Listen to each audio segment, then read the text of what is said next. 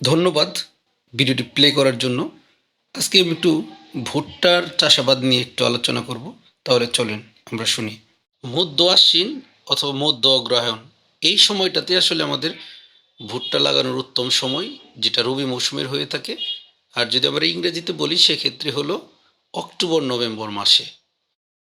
আমরা সারি থেকে সারির দূরত্ব দেব 75 সেন্টিমিটার এবং বীজ থেকে বীজের দূরত্ব দেব 25 সেন্টিমিটার।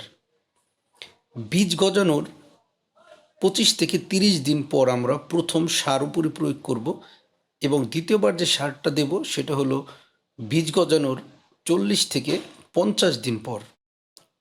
আমাদের খেয়াল রাখতে হবে যে আমাদের সেচ ব্যবস্থাপনার যেন কোনো কমতি না হয়।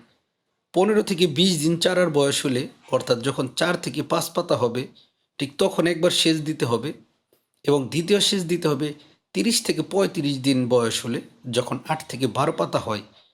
এবং তৃতীয় যে সেচটা দিতে হবে সেটা হলো 60 থেকে 70 দিন বয়সে, যখন মোচা বের হবে, ঠিক ওই মুহূর্তে সেচ দিতে হবে। আমাদের খেয়াল রাখতে হবে ফুল ফোটার সময় বা দানা হওয়ার সময় কোনো ক্রমেই যেন ভুট্টার জমিতে জলাবদ্ধতার সৃষ্টি না হয়।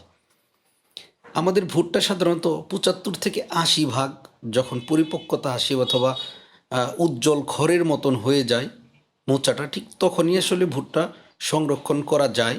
আর যদি আমরা এই ভুট্টা থেকে বীজ সংরক্ষণ করি সেক্ষেত্রে ভুট্টার মাঝখানে মোচার মাঝের যে বড় বড় দানাগুলো ঠিক থাকবে, ঠিক ওই দানাগুলো দিয়ে আমরা পরবর্তীতে বীজের জন্য রাখতে পারি। তো ধন্যবাদ সবাইকে।